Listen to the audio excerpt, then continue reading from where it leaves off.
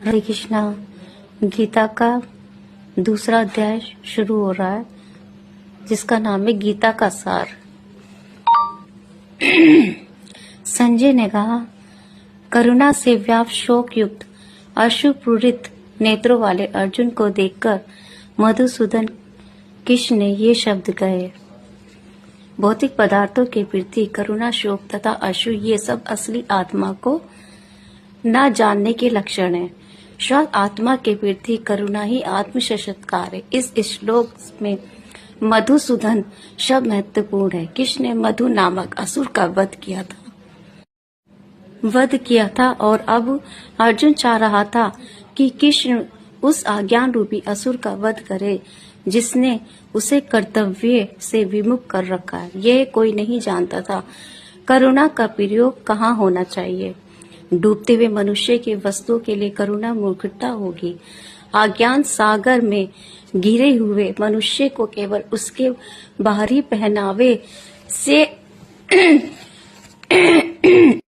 पहनावे अर्थात स्थूल शरीर की रक्षा करके नहीं बचाया जा सकता। इसे नहीं जानता। बाहरी पहनावा तो एक शोक करता है,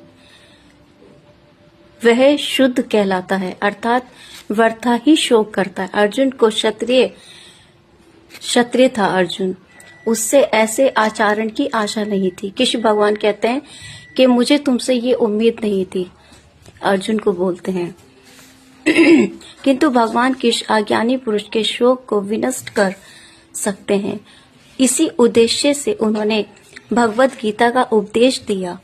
ये अध्याय हमें भौतिक शरीर तथा आत्मा के विश्लेषण अध्ययन द्वारा आत्म साक्षात्कार का उपदेश देता है, जिसकी व्याख्या परम अधिकारी भगवान कृष्ण द्वारा की गई है।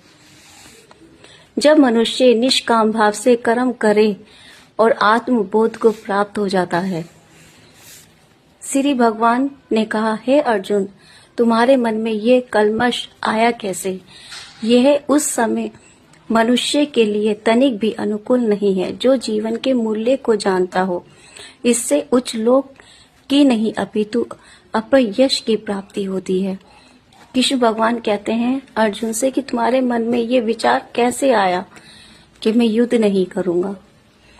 श्री कृष्ण तथा भगवान, इसलिए श्री कृष्ण को संपूर्ण गीता में भगवान ही कहा गया है। भगवान परम सत्य की पराकाष्ठा है। सत्य का बोध ज्ञान की 3 अवस्थाओं में होता है। बिरहा या निर्विशेष सर्वव्यापी चेतना, परमात्मा या भगवान का अंतर्यामी रूप जो समस्त जीवों के हृदय में है, तथा भगवान या श्री कृष्ण भगवान श्रीमद् भागवत में परम सत्य की यह धारणा इस प्रकार बताते हैं। कृष्ण भगवान कहते हैं अर्जुन से, परम सत्य का ज्ञाता, परम सत्य का अनुभव ज्ञान 3 अवस्थाओं में होता है। 3 दिव्य पक्षों को सूर्य के दृष्टांत द्वारा समझाया जा सकता है। सूर्य की सतह तथा सूर्य लोक सोमवे जो सूर्य के प्रकाश का अध्ययन करता है, वह नौसख्या है जो सूर्य की तहत को समझता है। कुछ आगे बढ़ा हुआ जो सूर्य लोक में प्रवेश करता है, वह उच्चतम ज्ञानी है। मतलब जो सूर्य की तरह चमकता है ना, वो अलग दिखता है, तो उसके अंदर ज्ञान अलग दिखता है सूर्य की तरह। सूर्य प्रकाश उसकी विश्वव्याप्ति तथा उसकी निर्विशेष प्रकृति के अखंड तेज के ज्ञान से ही तुष्ट हो जाता है। मतलब सूर्य की तरह जो चमकता है उसका ज्ञान वो अलग दिखता है सूर्य की तरह। तो कृष्ण भगवान अर्जुन को समझा रहे हैं, जिसकी तुलना परम सत्य के परमात्मा सब रूप से की जाती है। जो व्यक्ति सूर्य लोक के अंतर में प्रवेश कर सकता है, उसकी तुलना उससे की जाती है जो परम सत्य के साक्षात्कार रूप की अनुभूति प्राप्त करता है।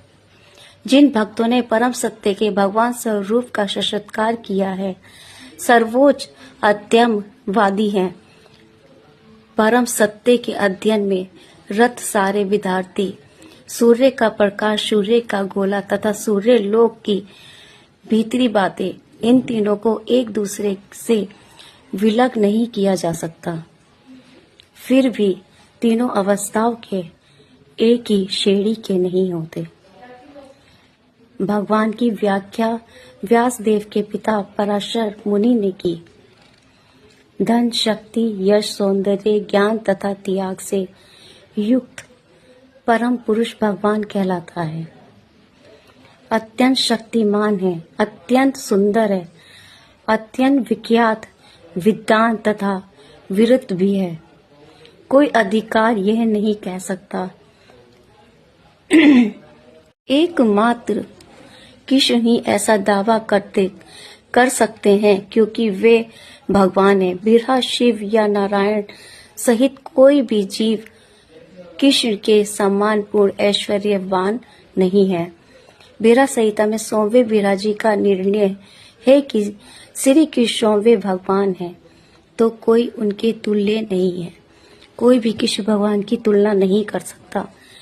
तो कृष्ण भगवान ये खुद सब कृष्ण भगवान के बारे में कह रहे हैं। आदि स्वामी या भगवान है, गोविंद रूप में जाने जाते हैं और समस्त कारणों के परम कारण हैं। ईश्वर परम कृष्ण सच्चिदानंद विग्रहम अनादि राधि गोविंदम सब कारणम कारणम। ऐसे अनेक पुरुष हैं जो भगवान के गुणों से युक्त हैं, किंतु कृष्ण परम है, क्योंकि उनसे बढ़कर कोई नहीं है। भगवत में भी भगवान के कई अवतारों की सूची हुई है, किंतु कृष्ण को आदि भगवान बताया गया है। उनके कई अवतार हैं। कृष्ण भगवान कहते हैं अर्जुन से कि तुम्हें ये शोभा नहीं देता है कि तुम शोक करो अपनों से युद्ध करने के लिए, कि तुम शोक करो, ये तुम्हें शोभा नहीं देता है। जो मेरा भक्त होता है वो शोक नहीं करता है। अतः कृष्ण ने कुत शब्द से अपना आश्चर्य व्यक्त किया। व्यक्ति से ऐसी मलिनता की उम्मीद नहीं की जा सकती।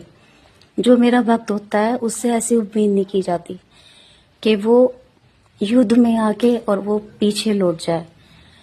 कृष्ण भगवान अर्जुन को ये बोलते हैं।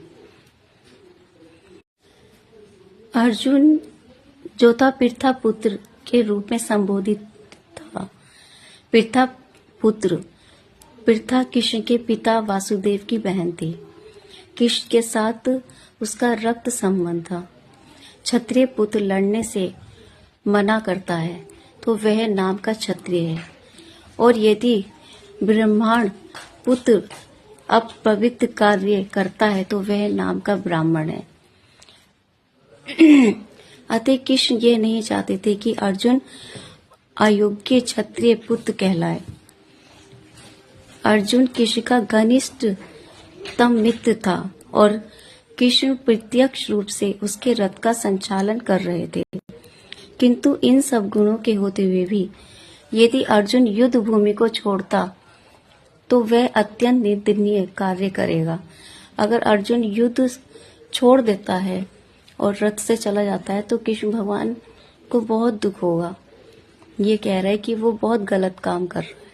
अर्जुन यह तक कर सकता था कि वह परम पूज्य भीष्म तथा सज्जनों के प्रति उदार दृष्टिकोण के कारण युद्ध भूमि छोड़ रहा था।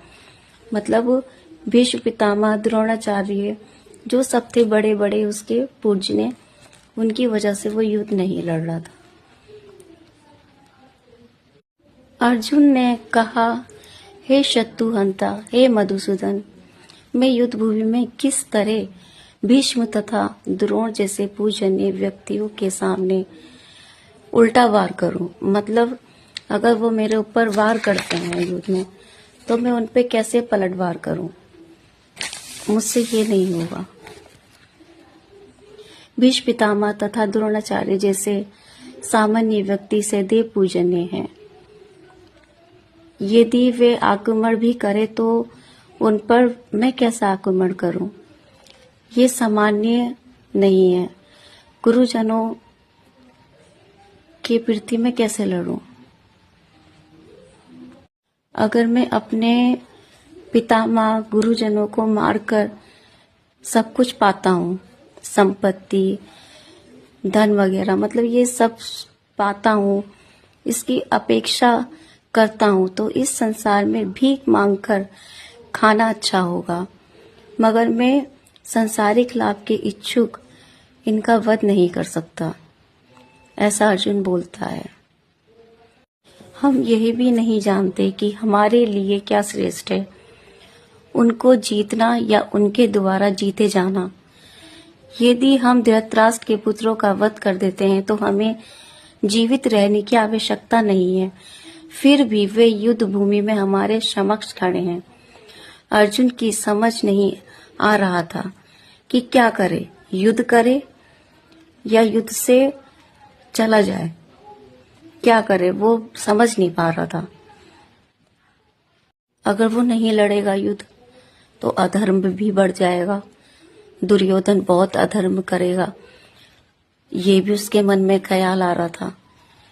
जो सब कुछ करा धृतराष्ट्र के पुत्रों ने, तो वो ये नहीं सोच पा रहा था कि मैं युद्ध करूं कि नहीं करूं। धृतराष्ट्र के पुत्रों को मारने के बाद उनके बिना रह पाना अत्यंत कठिन हो जाएगा। किस दिशा में उसकी दिशा किस दिशा में जाएगी, अर्जुन द्वारा इस प्रकार विचार कर रहा था बार बार अपने दिमाग में कि मैं क्या करूं। वो कुछ निर्णय नहीं ले पा रहा था। आध्यात्मिक गुरु श्री कृष्ण के उपदेशों में उसकी श्रद्धा थी, मतलब कृष्ण भगवान को वो गुरु मानता था, तो कृष्ण भगवान जी तो उसको युद्ध करने के लिए बोल रहे थे, लेकिन वो उनको ये जवाब दे रहा था कि मैं क्या करूं। ये सारी बातें वो उनसे कर रहा था।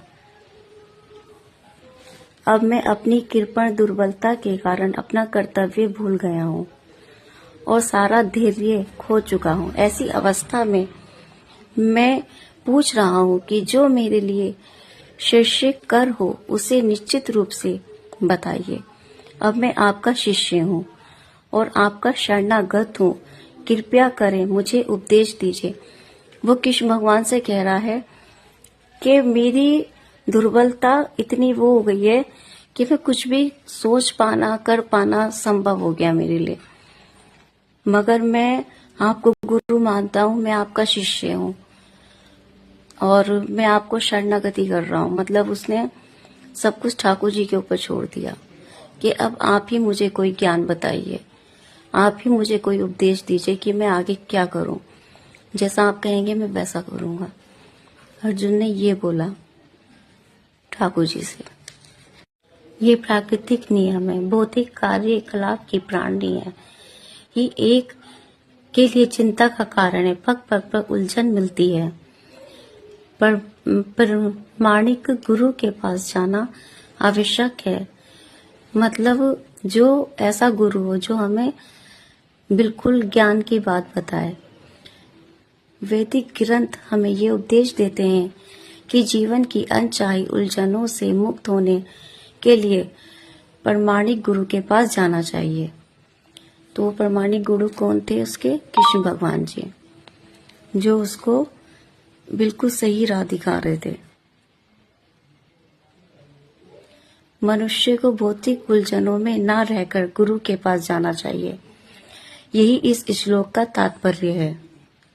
मनुष्य रूप कृष्ण की नहीं बल्कि अजन्मा कृष्ण की शरण ग्रहण करनी चाहिए। कृष्ण के अंत तथा बिरहा में कोई अंतर नहीं है। इस ज्ञान के बिना जो भगवत गीता को समझने का प्रयास करता है वह सबसे बड़ा मूर्ख है। मुझे ऐसा कोई साधन नहीं दिखता जो मेरी इंद्रियों को सुखाने वाले इस श्लोक को दूर कर सके। स्वर्ग पर देवताओं के अधिपति की तरह इस धन धान्य संपन्न सारी पृथ्वी पर निष्कंटक राज्य प्रताप करके भी मैं इस शोक को दूर नहीं कर सकूंगा।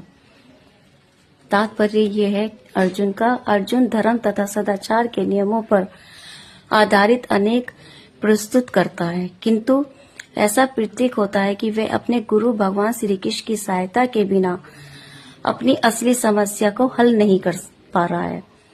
वह समझ गया था कि उसका तथा कथित ज्ञान उसकी उन समस्याओं को दूर करने में व्यर्थ है जो उसके सारे अस्तित्व शरीर के सुखाए दे रही है। उसकी जितनी भी उलझने थी वो सब भगवान कृष्ण जैसे गुरु की सहायता के बिना हल नहीं हो पा रही थी। भगवान कृष्ण के बिना वो कुछ भी नहीं कर पा रहा था।